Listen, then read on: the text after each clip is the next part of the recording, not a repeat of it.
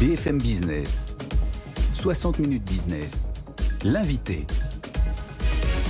Et ce midi, dans 60 minutes business avec Jean-Marc, nous recevons Louis Carbonnier, cofondateur d'Okodo. Bonjour, merci d'être en direct dans 60 minutes business, Louis Carbonnier. Okodo, c'est une start-up qui propose des solutions de paiement aux PME. Vous l'avez fondée en 2018. Quel constat concernant l'état des PME et les retards et les défauts de paiement vous avez fait pour créer cette start-up ? Alors, on est parti, au moment de la création d'Okodo, on est parti d'un constat très simple, qui est que les impayés ont un impact énorme sur la chaîne de valeur des entreprises. Aujourd'hui, on considère à peu près une défaillance d'entreprise sur 4 est causée par un retard de paiement. Donc, on voit qu'il y a comme un effet domino dans l'économie de ces impayés. Et là, on est vraiment à un moment charnière qui fait sens dans l'histoire d'Okodo, puisqu'on est en train d'entrer, on est quand même à l'aube d'une période de contraction économique avec un retour de l'inflation, des financements plus difficiles, où vraiment une solution de paiement garanti comme celle qu'on a mise en place chez Okodo fait sens pour les clients à l'aube d'une période économique très difficile. On va revenir évidemment sur ce contexte économique, mais on va d'abord expliquer comment vous fonctionnez, parce que c'est sur le principe du Buy Now, Pay Later, qui est assez connu dans le B2C, mais vous appliquez cela au B2B. Expliquez-nous les solutions que vous proposez concrètement. Oui, alors très concrètement, Okodo, c'est une solution de paiement différé et garanti, mais à l'usage des professionnels. C'est-à-dire que on permet aux entreprises qui vendent, donc des commerçants, des places de marché, on leur permet de se développer en offrant des délais de paiement à leurs clients professionnels. Et donc du côté des clients pros, c'est-à-dire du côté des acheteurs, on leur permet de bénéficier de 30-60 jours de délai de paiement lorsqu'ils effectuent leurs achats. Donc si on veut, c'est une transposition à l'ère du digital, du crédit commercial inter-entreprise qu'on a toujours connu, puisqu'en fait le BNPL, donc Buy Now Pay Later, dont on entend de plus en plus parler côté consommateur, existe foncièrement dans l'économie du commerce inter-entreprise depuis des décennies, puisque c'est comme ça que les entreprises se payent. Il y a plus de la moitié des transactions B2B qui se font avec des délais de paiement. Vous avez créé cette entreprise en 2018, entre-temps est passée la crise sanitaire. Comment a évolué votre business sur cette période ? Alors effectivement, la crise sanitaire, ça a été une période de tension, mais qui finalement c'est bien résolu, je dirais, pour l'ensemble du tissu économique, au sens où il y a eu tout un ensemble de mécanismes de support qui ont été introduits par les États. Donc en France, les fameux PGE, en Angleterre, les CBILS, etc. Et en fait, l'ironie de l'histoire, c'est qu'on a vu les défaillances d'entreprises décroître de manière prononcée en 2020-2021. Et là, on est en train d'arriver en 2022 à un moment où il y a un retournement conjoncturel à l'échelle mondiale. Et en parallèle de ça, la plupart des mécanismes de soutien qui avaient été mis en place pendant la période du Covid sont en train d'être enlevés par les États.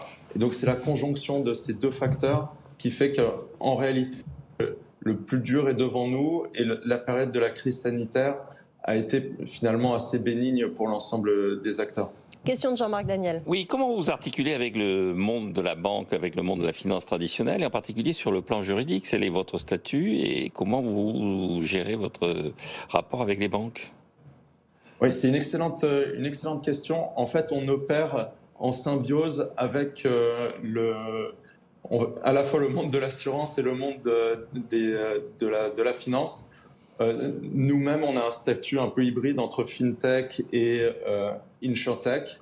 On est un intermédiaire en assurance et on est adossé au groupe SCOR, qui est le 4e réassureur mondial et un des fleurons de l'industrie française.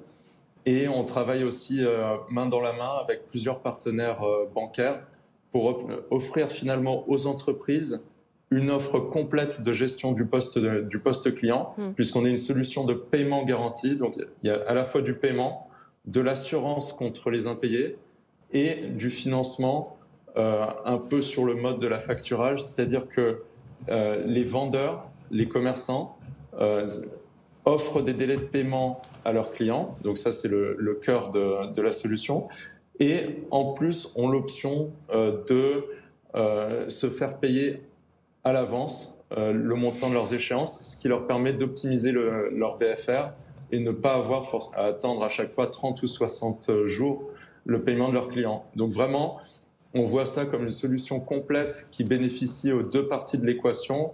Les vendeurs se développent en toute sécurité, peuvent offrir des délais de paiement en sachant qu'ils sont assurés et protégés contre le risque d'impayé. Et du côté des acheteurs, ils ont accès aux délais de paiement qu'ils méritent.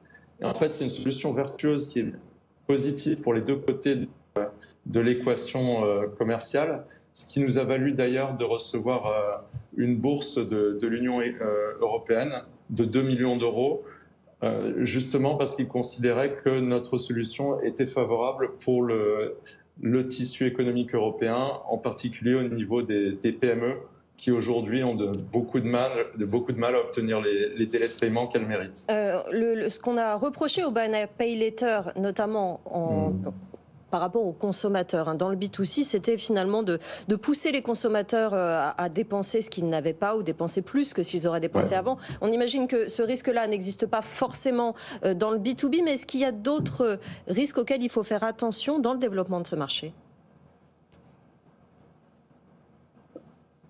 Oui, alors c'est un bon point.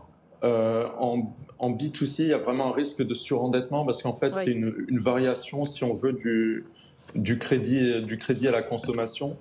En B2B, ce risque n'existe pas parce que, d'une part, ces délais de paiement interentreprises existent depuis toujours, donc ce n'est pas une nouveauté. Et d'autre part, si on se met à la place d'une petite entreprise, disons que je suis un entrepreneur du BTP, si j'ai besoin d'acheter 3 sacs de ciment pour un chantier, je ne vais pas en acheter un 4e parce qu'on m'offre la possibilité de le payer en 3 fois, si vous voyez ce que je veux dire. Donc les entreprises sont toujours dans une démarche de minimisation de leurs achats et pas forcément c'est pas des achats plaisir, on s'achète pas un sac à main ou une paire de chaussures supplémentaires. Par contre, effectivement, comme vous dites, il y a des risques de crédit, c'est-à-dire des risques d'impayés, des risques de fraude, d'usurpation d'identité, notamment dans le cadre des transactions en ligne. Et c'est pour ça qu'on a besoin des nouveaux acteurs tels que Okodo pour bien appréhender ces risques et effectuer un scoring et une décision de crédit en temps réel, adapté aux nouvelles pratiques commerciales, notamment en ligne. Merci beaucoup Louis Carbonnier, cofondateur d'Okodo, d'être venu nous voir aujourd'hui dans 60 minutes business.